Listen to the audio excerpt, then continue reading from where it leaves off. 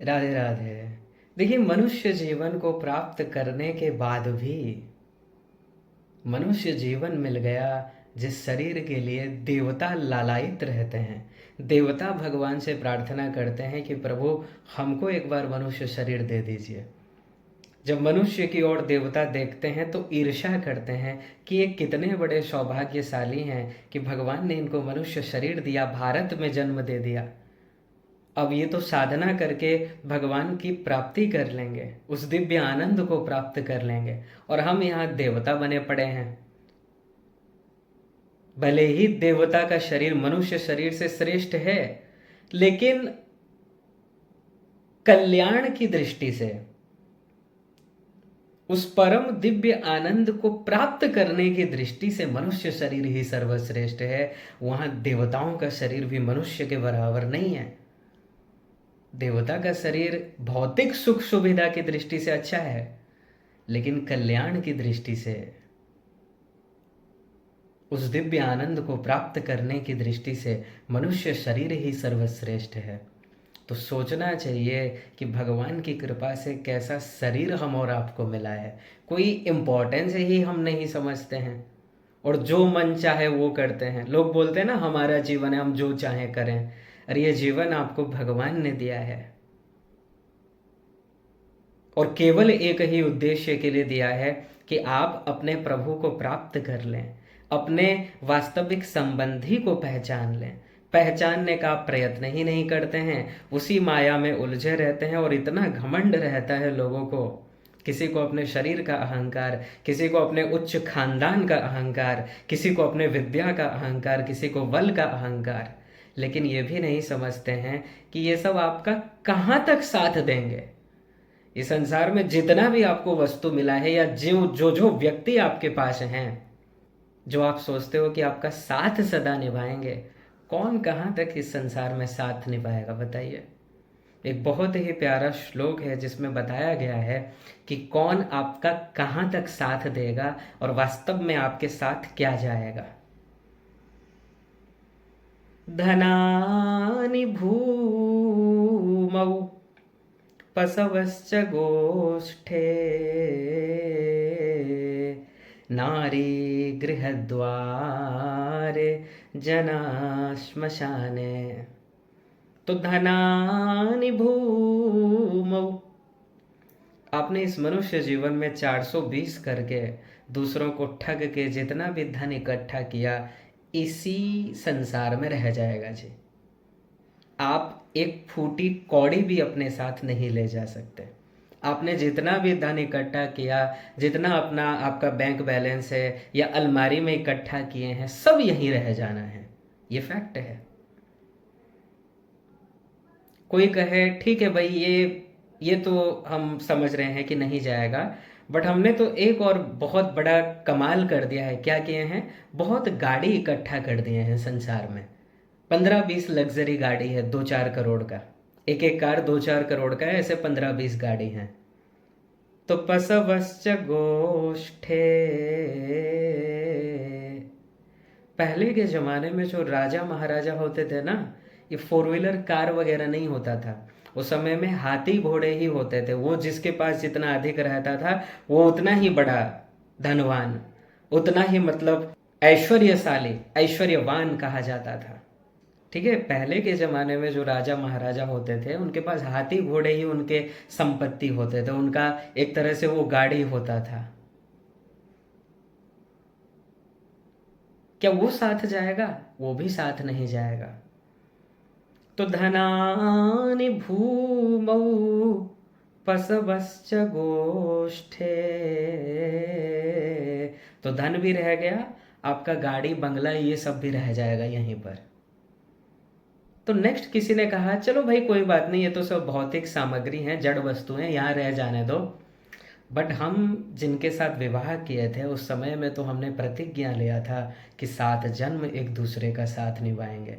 तो हमारी पत्नी तो जरूर हमारा साथ निभाएगी, बट ये श्लोक कह रहा है नारी गृह द्वारे, वो जो आपकी पत्नी है घर के द्वार तक ही जा सकती है, वहां से आगे उसका प्रवेश नहीं है। जिस पत्नी को लेकर भी आपको अहंकार था कि वो आपको इतना चाहती है या इतना प्रेम करती है या बहुत सुंदर है या आपके बिना तो वो कुछ है ही नहीं या आपके वियोग में उसके प्राण ही चले जाएंगे, रोती तो है बट कहाँ तक जाती है? गृहद्वारे नारी गृहद्वारे, घर के द्वार तक ही जाएगी, पूरा अंत समय तक, अर्थात श्मशान भूमि तक भी वो नहीं जा रही है, घर के द्वार तक ही जाएगी, फिर आ जाएगी। कुछ दिन थोड़ा दुख लगेगा, उसके बाद भगवान की माया तो ऐसी है, ये सब कुछ भुला देती है। आप विचार कीजिए, हम पहले भी थे, पहला जब आपको इसके पहले जो शरीर मिला था वहां भी माता पिता थे, सब थे, लेकिन अभी किसी का भी याद नहीं है। अब हम इसी शरीर के सभी संबंधियों को अपना मान ले रहे हैं। ठीक जैसे ही ये शरीर छिन जाएगा ये भी नहीं रहेंगे, फिर पता नहीं और कौन हो जाएगा जी, और नए नए संबंधी आपके आ जाएंगे। तो फैक्ट को समझिए, यहाँ कोई आपका साथ देने वाला नहीं है। ये तो एक ट्रेन की तरह है, ट्रेन में आप कुछ यात्री हैं, एक साथ यात्रा कर रहे हैं, जब जिसका ठिकाना आएगा वो वहाँ उतर जाएगा, कोई किसी के साथ नहीं जाने वाला है। तो धनानि भूमौ पशवश्च गोष्ठे नारी गृहद्वारे जना श्मशाने। कुछ लोगों को ये घमंड होता है कि देखो मेरे पास लोगों का सपोर्ट बहुत है, मेरे आगे पीछे लोग होते हैं, मुझसे लोग बहुत प्रेम करते हैं, आगे पीछे ही डोलते रहते हैं, या बहुत हमारे फ्रेंड्स हैं। वो कहाँ तक जाएंगे? केवल स्मशान भूमि तक जाएंगे, वो भी आपके साथ नहीं जाएंगे। स्मशान भूमि तक वो आपका साथ निभाएंगे, बस हो गया, उसके बाद वो भी नहीं जाएंगे आपके साथ। और मनुष्यों को सबसे अहंकार होता है, जहाँ सबसे आत्मीयता होता है, जिसे वो सबसे अधिक अपना मानता है, वो उसका शरीर है, ये क्षणभंगुर शरीर। क्या वो शरीर आपका साथ निभा रहा है? जिस शरीर को आपने पार्लर में जाकर हजारों लाखों फूंक दिया, जिस शरीर को दिन रात सजाते रहते हो, जिस शरीर के प्रति घमंड है, युवावस्था का घमंड है, वो शरीर कहाँ तक साथ निभा रहा है? तो देहेश्चितायाम, वो शरीर भी आपका केवल वहीं तक साथ देगा, ये पंच तत्वों से बना है, वो भी यहीं रह जाएगा। तो भाई साथ जाएगा क्या? जीवात्मा के साथ फिर जाएगा कौन? जीवात्मा के साथ तो आपके प्रभु जाएंगे, जिनके साथ आपका नित्य संबंध है, जो नित्य सखा है, वो तो आपके साथ जाएंगे ही। बट दुर्भाग्य ये है, आपने जीवन भर कभी उनको अपना माना ही नहीं। जिनको आपने अपना माना वो तो यहीं रह गए।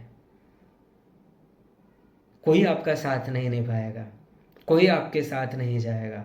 और जिनको आपने अपना नहीं माना, आप किसी भी शरीर में चले जाएं, वो प्रभु आपके साथ हैं। बस इस बात को रियलाइजेशन करने की आवश्यकता है।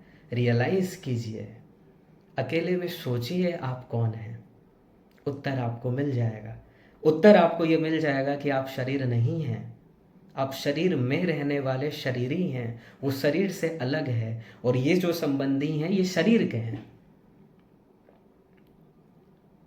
समझना पड़ेगा जी। और इस संसार के जितने भी संबंधी हैं सभी टेम्पररी है, परमानेंट संबंधी तो केवल श्री कृष्ण है।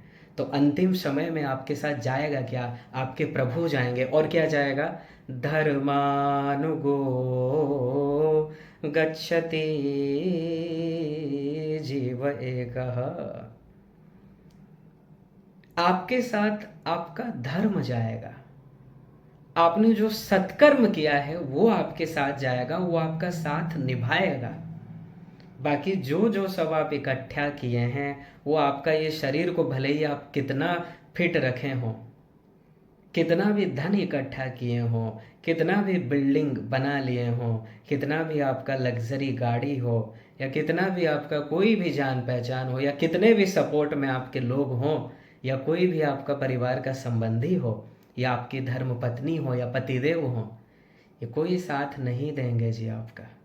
इसलिए हे मनुष्यों, समझिए, ऐसे अंधों की तरह संसार में मत भागिए कि वो उधर भाग रहा है तो हम भी उधर भागते हैं। देखा जाएगा जो होगा, देखा नहीं जाएगा, फिर भोगा जाएगा। ठीक है, देखेंगे आप क्या,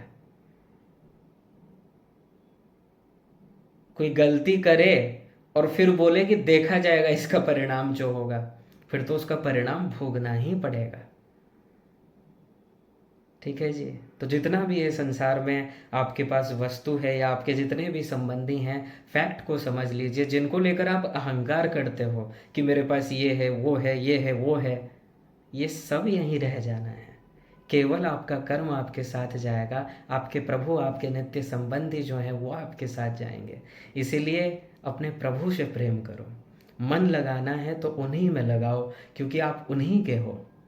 ठीक है, इसलिए अपना मन अपने प्रभु में लगाओ, क्योंकि वही आपके नित्य संबंधी हैं और वो सदा आपके साथ रहते हैं।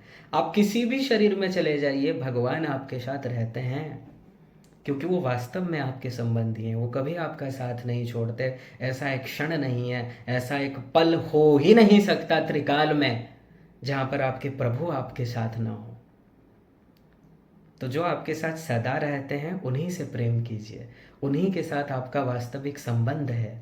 संसार में कर्तव्य निभाइए, ड्यूटी पालन कीजिए, लेकिन अपना मन अपने प्रभु में ही लगाइए, क्योंकि वही आपका साथ सदा देंगे, सदा दे रहे हैं, और वही सदा साथ पहले भी दिए हैं। इस संसार में आप जितना जो भी कर रहे हो, जो भी इकट्ठा कर लो, ये सब यहीं रह जाएगा, कुछ भी आपके साथ नहीं जाएगा।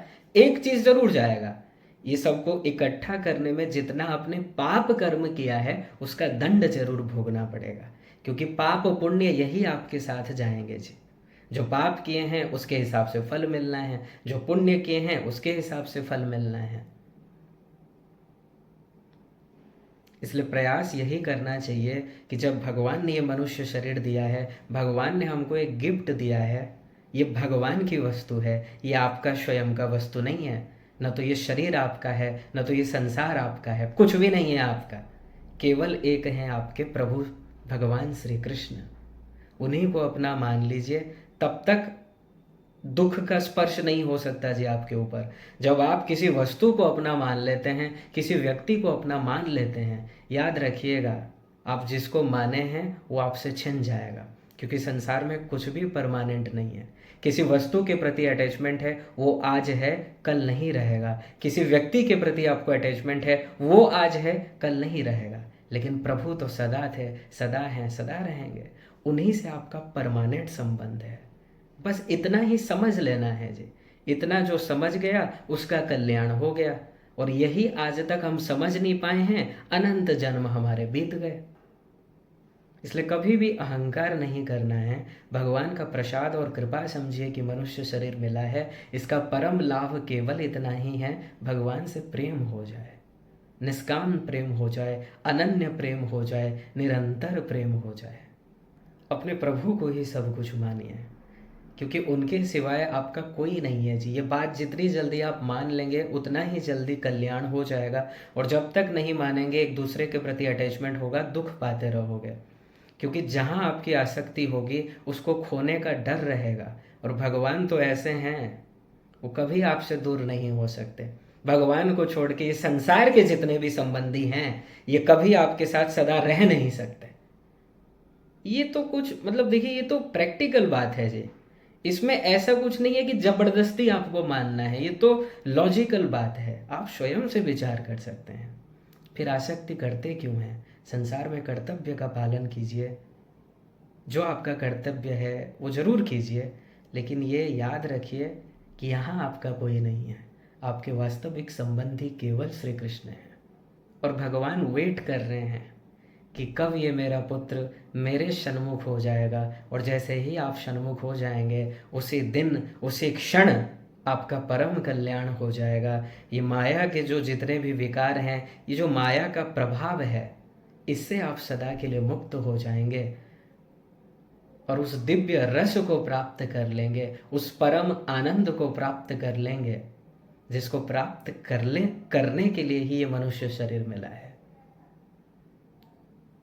ठीक है, तो याद रखिएगा, कोई भी आपका साथ नहीं देगा, साथ केवल आपके कर्म ही आपके साथ जाएंगे और प्रभु ही आपके साथ जाते हैं। इसलिए अपना मन प्रभु में लगाइए, अपना सत्कर्म कीजिए, किसी को दुख मत दीजिए, जितना हो सके मन हरि गुरु में ही लगाएं, तभी आपका परम कल्याण, उस परम आनंद को आप प्राप्त कर सकते हो। राधे राधे।